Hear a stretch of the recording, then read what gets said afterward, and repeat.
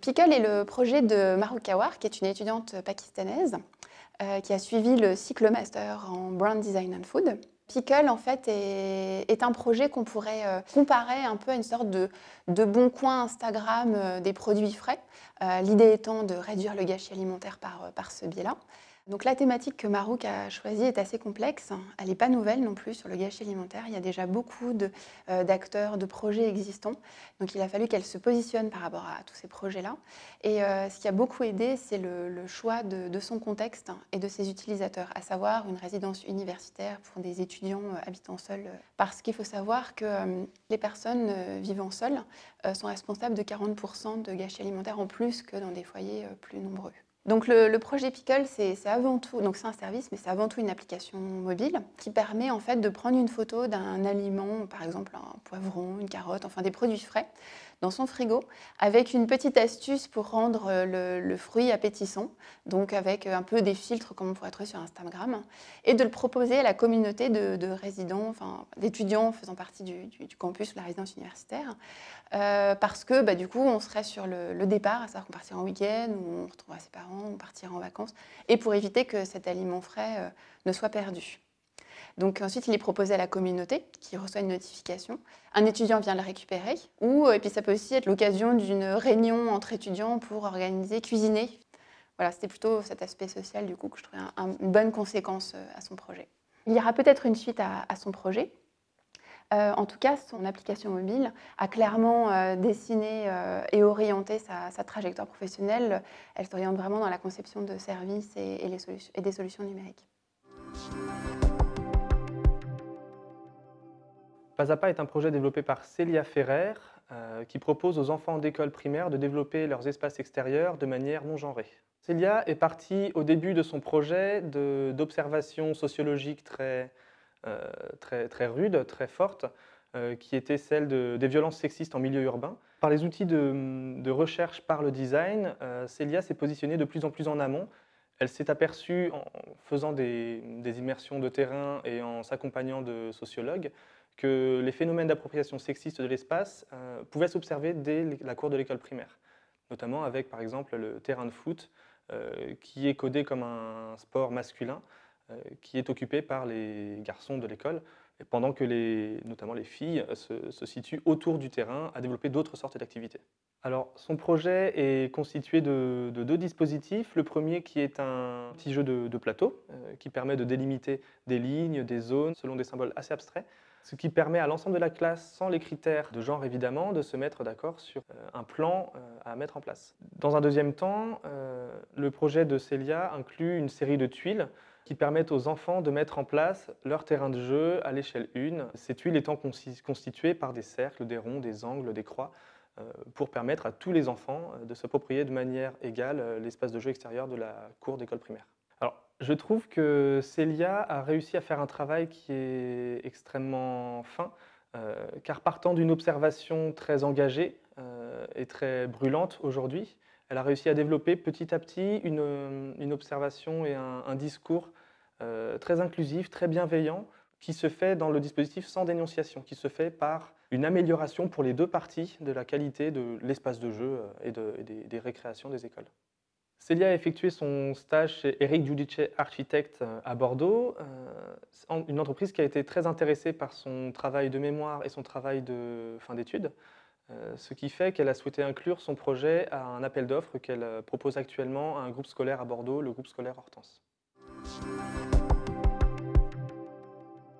Le projet de Nolwenn Godet, qui s'appelle Santé, c'est un travail autour de l'optimisation des bienfaits de la pluie dans les vignes.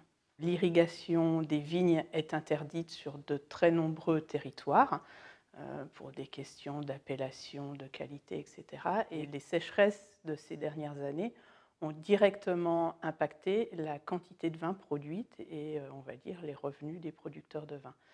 Donc, comment optimiser la pluie et en profiter quand elle est là, et puis ne pas faire en sorte qu'il y en ait trop à d'autres moments, c'est une vraie question ambitieuse pour un designer, mais avec une vraie problématique sur laquelle se pencher.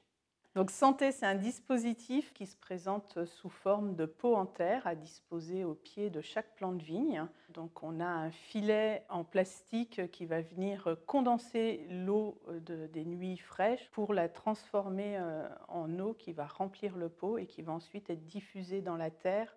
Donc ça, c'est une première partie du projet. Et l'autre partie, on est aussi sur des dispositifs de pot de terre avec donc une réserve de combustible qui va être allumée pour venir chauffer. Et il y a une conservation, on va dire, calorique pour diffuser la chaleur autour des pieds de vigne pour éviter les dégâts causés par le gel. Sur cette démarche, il y a une véritable gestion et un véritable management de l'innovation. Parce qu'on s'est déjà confronté à un milieu où l'innovation n'est pas quelque chose de naturel. Donc il a fallu convaincre, il a fallu trouver les bons acteurs, il a vraiment fallu s'entourer d'un réseau. Elle n'a pas eu peur de pousser des portes pour aller rencontrer les viticulteurs, aller les interroger sur leurs pratiques. Nous, en tant qu'encadrants, on avait des interrogations sur le déploiement et on va dire, le coût d'une telle installation pour un viticulteur.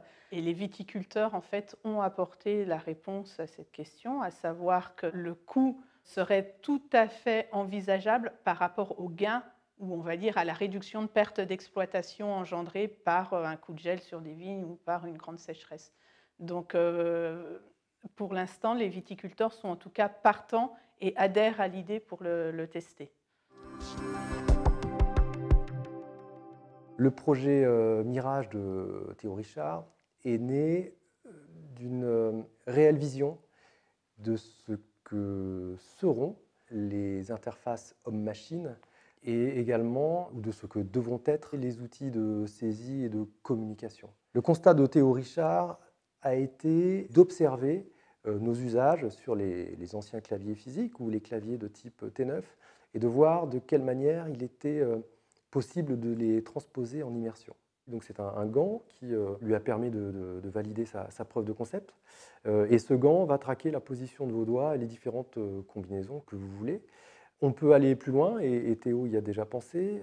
Aujourd'hui, on parle de NUI, Natural User Interface, et voilà, les Leapmotion, tous ces systèmes de tracking en temps réel voilà, vont également permettre à Théo de s'affranchir de ce gant et voilà, de s'inscrire dans une démarche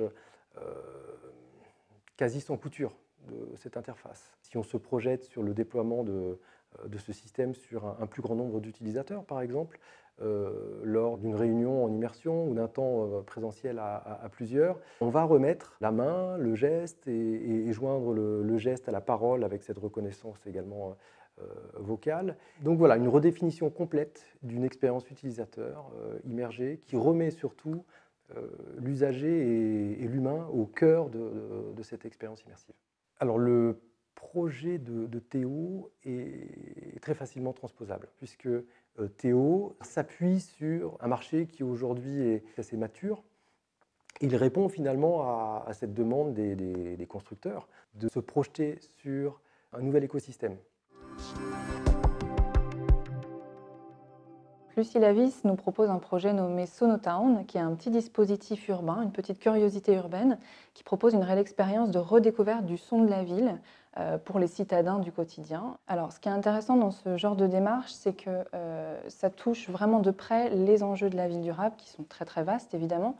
Mais là, on a une problématique de santé publique. Aujourd'hui, on a des acteurs de l'urbanisme, on a des acteurs de l'architecture, on a des acteurs vraiment du monde de la santé qui s'interrogent sur l'avenir de nos villes, sur cet aspect du son. Le son qui est encore trop perçu comme un bruit. Alors Sonotown, c'est donc une petite cellule qui prend la forme d'un cône dans lequel l'usager va venir s'installer et avoir une écoute de certains sons qui vont être découpés du son du paysage urbain pour réapprendre à écouter et à identifier ce que sont toutes les composantes des sons de la ville. Ce n'est pas une sensibilisation, je dirais, au bruit, c'est vraiment une pédagogie sur juste réapprendre à avoir ce temps d'écoute de la ville et identifier ce que peuvent être finalement les sons facteurs de stress, les sons qui sont facteurs au contraire d'une dynamique particulière, d'une bienveillance, être plus acteur finalement de son parcours sonore au quotidien. c'est encore un champ qui est à investir et effectivement, le designer a toute sa place pour faire en sorte que l'usager soit acteur de plus en plus voilà, du son dans sa ville et dans son quotidien. L'ensemble des acteurs qu'a rencontré Lucile, aussi bien dans le domaine de la santé, lié à l'audition, aussi bien dans le domaine de l'ingénierie du son, comme de l'aménagement de l'urbain, montre vraiment le potentiel de concrétisation de ce projet et c'est tout ce qu'on souhaite à Lucile voilà, dans l'avenir. Le projet de Thibaut Gounod, Journey to a Throne, est un jeu de société dont les joueurs vont jouer des rôles sur un jeu de plateau. C'est un jeu qui questionne sur l'impact des mythes chinois dans la société contemporaine. Depuis toujours, les textes comme le roi singe, comme le pavillon rouge, sont des textes qui ont été utilisés dans la communication politique ou la communication sociale même. En France, on va avoir des enfants qui vont se déguiser en Zorro, et en Chine, on va avoir des enfants qui vont se déguiser en roi singe. Du coup, c'est un personnage que vont utiliser les médias pour communiquer. C'est aussi une communication que la population, elle ne va pas subir, mais elle ne va pas forcément réaliser qu'elle est organisée. Donc Thibaut a utilisé le système du jeu et de la gamification pour faire comprendre à ses joueurs un système politique et sociétal complexe. Pour ce projet, il a pu, durant toute sa phase recherche, dessiner des comics, faire des planches, des jeux de cartes, tout ça qu'il a pu partager avec des enfants chinois pour tester aussi l'interactivité et l'intérêt qu'ont le public pour ce type de jeu. Thibaut est un étudiant qui a de très bonne qualité en dessin. Du coup, cet exercice de faire un jeu de plateau et avec des cartes, avec des personnages à redessiner, fait qu'il a pu aussi développer son style graphique davantage que ce qu'il avait avant et pratiquer en tout cas sa passion qui est le graphisme et le dessin.